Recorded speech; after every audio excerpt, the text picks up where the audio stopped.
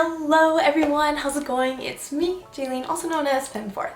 So today I kind of wanted to talk about a little bit of a taboo topic, and it's going to be about age play. We see this huge trend happening with daddy being on all the shirts. Sometimes I see in a lot of, memes or media, and I kind of just wanted to, talk a little bit more about where this is stemming from, and as well just for those who are curious about maybe learning it or just seeing what it's about. I do want to start this off with a little bit of a warning though, because this is not a topic that everyone is very actually comfortable about, is deemed quite taboo in our society today. So what I really wanted to actually start off with is, if you feel queasy about people saying the name daddy or mommy to someone that they're not related to, and especially if it's during sexy time, I suggest watching one of my other sex ed videos. There are gonna be 4 questions I'm gonna be answering for you today. What is this kink? Is this incest? Is this pedophilia? And lastly, why do people have this kink in the first place? So number 1 question I want to start with is, what is an age play kink? This is a kink that provides a power play relationship, so it's where one person holds control over the other person, kind of like a regular dom-sub dynamic. Go watch my BDSM 101 video if you haven't yet already. Except in this role, where there's daddies, mommies, caregivers, and there's littles, there's a little bit of a different mindset to it. First, let's talk about the mindset of the littles. These are the people who are giving up the control to their caretaker. By doing so, it's kind of letting them kind of enter a little bit more of a headspace of feeling more safe and secure, and they don't have to worry about it as much because someone else is taking care of it for them. So they have a little bit more opportunity to enter into little space, as it's called. In little space, people kind of shift more into their little selves. Figuratively, of course.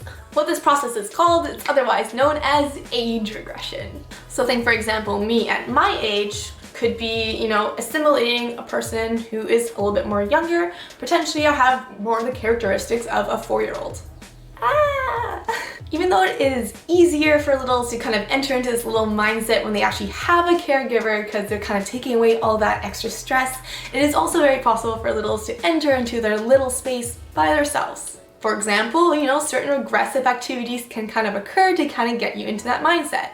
Just think of a person, kind of coloring a coloring book. It's a little bit more their inner child is coming out of them. Basically, this is an opportunity for people to be in a safe environment and explore truly being in the mental mindset of being a kid again. Alright, let's move on to the caretakers. So all the daddies, mommies, parents in this world are basically like their dom. However, while some power exchanges carry a little bit more of a harsh judgment procedure, maybe there's a lot of degradation happening, or there's a lot more punishment and ignorance happening. This is not like what daddies, mommies, or caregivers are like. What they actually provide a more nurturing role of control for their little. It's kind of like accepting responsibility and control of this person, but at the same time, one of their main goals is helping them grow to be their best self. You probably like to be cuddly and affectionate, but you also really like to punish them when they have been bad. And while this age play kink doesn't actually need to have any sexual activity to be a part of it and enjoy it, there is one major difference between actual parenting and this, and it's the sexy aspect of it. Hence, kink.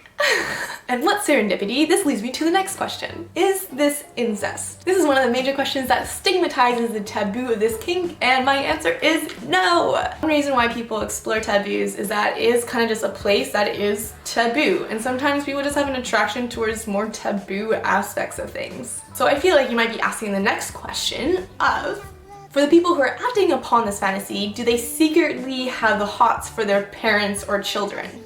I'm not going to speak for everyone who does carry this kink, but I will say the majority of people will never actually want to fantasize about their parents or their children being in that role. In fact, when I hear most littles or caregivers think of that, or even just have that idea, they cringe. As a graduated coach and counselor, I suggest that if you are practicing this kink with the sexual images of your actual relatives in your mind frame, I would really suggest someone unbiased, just so you can talk about these feelings with them, just so you can kind of more sort out, because I bet it's really confusing not only for you, but just for your actual relationship to that family member. For myself, in my own scope of practice, I will extend myself to those who are littles and they feel like they are kind of craving the sexual image of their parents in their head. My contact link is below there if you need it. Now we're going to be going on to the third question, which is going to be, are the daddies, mommies, i.e. caregivers, pedophiles? I know this is one of the main questions that people get in terms of this taboo, this kink, so please listen closely. I think pedophilia deserves a video all on its own. It's a really huge topic, but one thing I wanted to say is that any kinky power play is a consensual act, meaning that it has to be with a consenting person.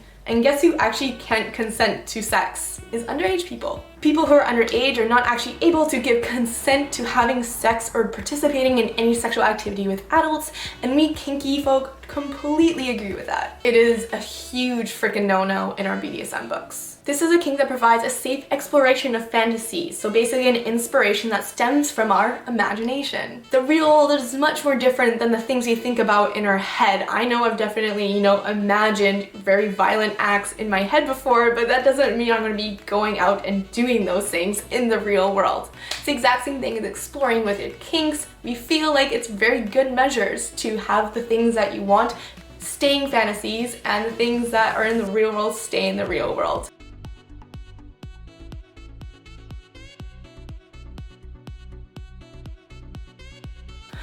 Alright, now I wanted to talk about the thing that I love talking about the most, which is why? Why do people have this kink in the first place? For me, I want to speak from both roles. I have played the caretaker before, and I have also played the little. The number one thing I really like the attraction of, especially as a little, is that it's a really great way to just practice in a very, very safe space, really connecting with your inner child again, as we all have one. Yet, instead of having a glimpse of the childhood joy that we generally do have as adults, this is an opportunity to totally immerse yourself into it. Being able to just completely let go and just mentally be a kid again. On the opposite end of the spectrum, have you ever felt shame or just wanted to hide parts of yourself? I think we all find some common ground on that. Some characteristics people have a hard time accepting about themselves is that maybe that they're needy, naive, or dependent, which is a lot of sometimes of the characteristics we identify with a child.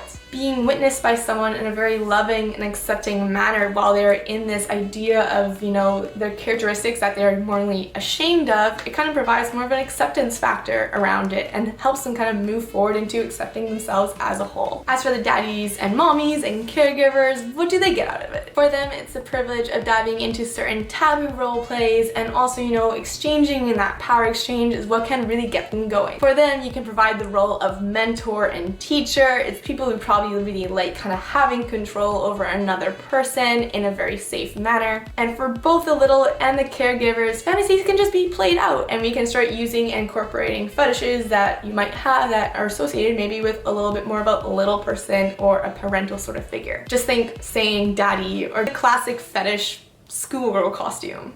If you're curious about exploring your little side, I actually offer dom sessions where I'm very, very capable of being either your daddy or your mommy. All genders welcome. And also, if you have any shame about these fantasies, just so you know, I have been there. I have been through it all. So if you want to talk about it, just let me know. It's in the contact me link in below, and we can just set up a safe space to talk. Also, make sure you follow my bonus content links below. It's IG, Facebook. I'm going to be answering the last question, which is, do I have daddy or mommy issues if I am a little? And last but not least, make sure you like and subscribe. This is your sex ed, and this is where you actually learn about the sexual activity and sexuality of the world. Do yourself a favor.